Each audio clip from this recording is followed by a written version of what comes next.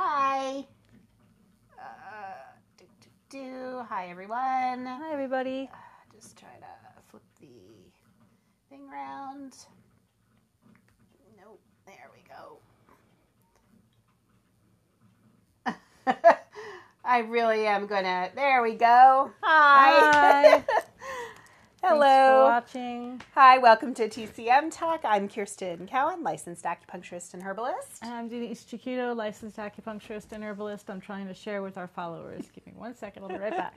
Thanks for joining us. We're in our second scope today, all about some PMS, self-care strategies. Everything that we talk about and refer to, you can find links to more information as well as the archive of all of our shows, all of our videos on our Pinterest board, which you can find at bit.ly/Periscope pins. We're also on Twitter and on Facebook.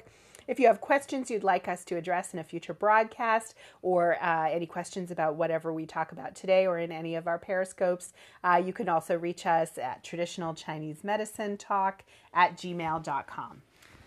All right. Technical things Yes, been dealt with. have been done. Okay, great.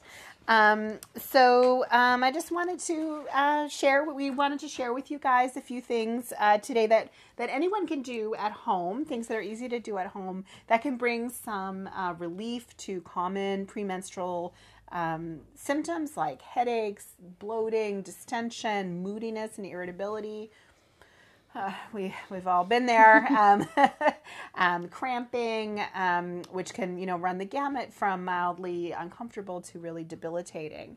If these kinds of lifestyle modifications and self-care practices really don't shift your symptoms, obviously we both recommend that you level it up and go to see a practitioner for some real treatment with acupuncture and herbs, which brings relief to so many people. We have both seen that in our own lives and in practice. Yeah, I've said before that, people don't like talking about their periods, but if you went to go see an acupuncturist, you wouldn't have anything to talk about because we can help you not have PMS. Yeah, exactly. Chinese, it's something, it's a gospel I think we both really like to spread around to the world, that Chinese medicine offers such an amazing resource for real relief of the problems that many women and people who menstruate experience every month that cause so much pain and suffering. And it doesn't have to be that way. So let's begin at the beginning with some things that folks can do at home to bring some relief. So in the last scope, I talked about foods to avoid and include for different types of symptoms. You can find that on our Catch channel, and also angelicaandpeony.com has my whole article that I wrote about that. So I'm going to talk a little bit specifically about some herbs and essential oils that you might want to add in for relief of PMS symptoms.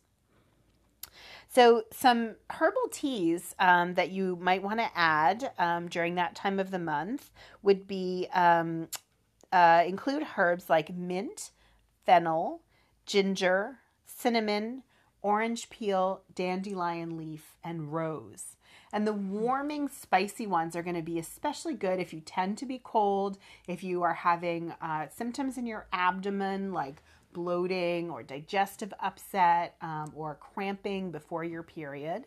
And the more fragrant, floral, or minty ones like mint and rose are going to be very good if you have a lot of discomfort in your body, headaches, moodiness, and irritability.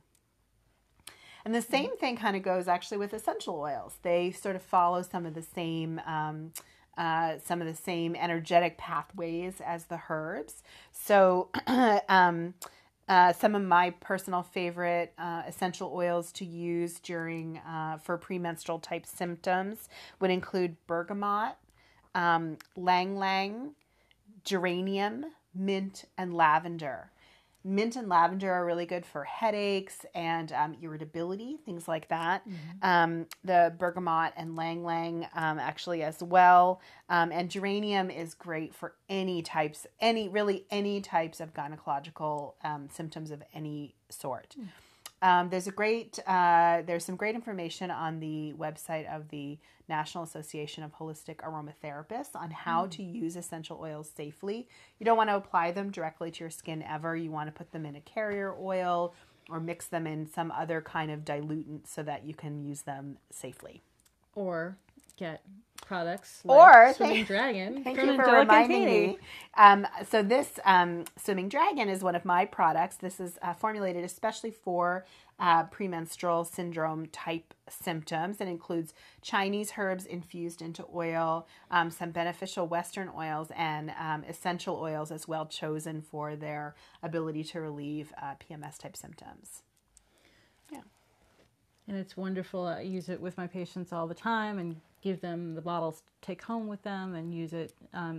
It's great because, Chinese medicine really gives you the tools to help yourself as well as coming in for regular treatments from your acupuncturist. Definitely. You want to talk a little bit about some acupressure Sure. stuff? So you could do this actually, all of this acupressure that Denise is going to demonstrate on our assistant, Meridia, are things that you can use Swimming Dragon oil if you're going to DIY some essential oil combinations, or use the one that I have already formulated. Yeah. If you want to use Swimming Dragon oil, for cramps, first of all, easy area to say is put it on your lower abdomen, and you can use a heating pad, or you can use moxibustion, which we'll talk about in another scope. We've done that before. There's a replay you can catch on our bit.ly/periscope pins. That's good for moving energy in the lower abdomen. But in Chinese medicine, there's also other points you can use, and I'll show you some of those here on Meridia, right? Meridia? Yes. Not Merida, Meridia. Meridia. So if you've got headaches, first thing I like to say is just, put some of the oil in your hand, rub your hands together, and inhale, number one, because the scents of the essential oils are soothing and calming and really help what we call to calm your shen, calm your spirit in Chinese medicine.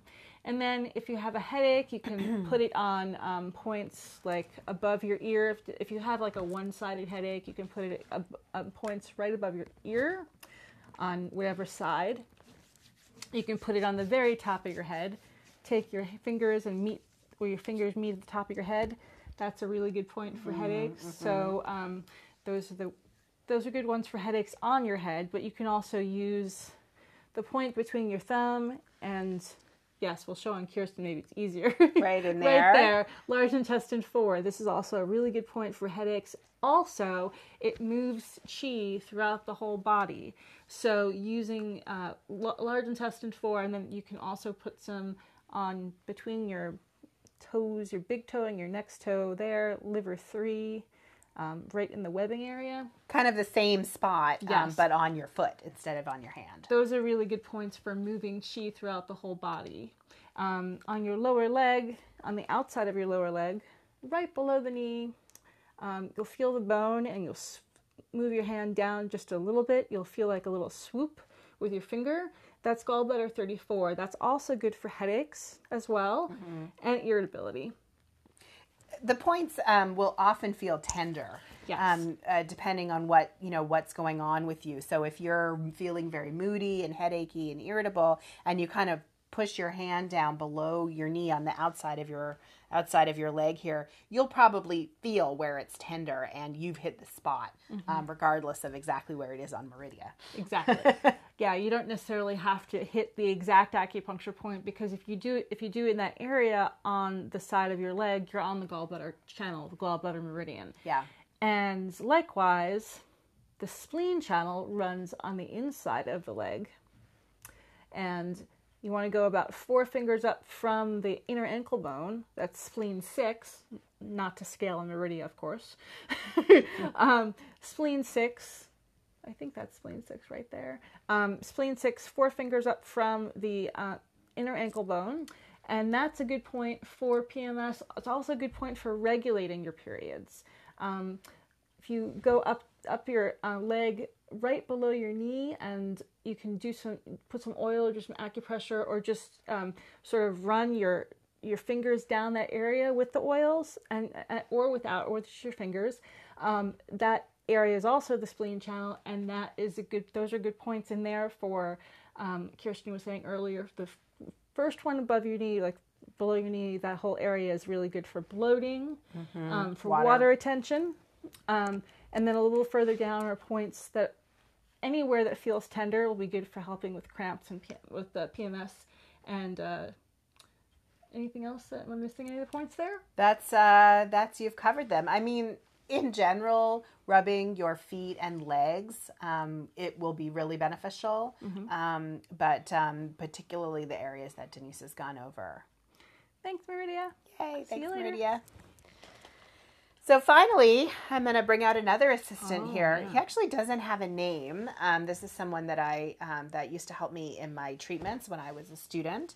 But this movement that our little jolly monk is doing here is a great one to move the type of energy that we see getting stuck and causing PMS type symptoms. So basically what you want to do is lift your hands and turn your wrists in this way over your head.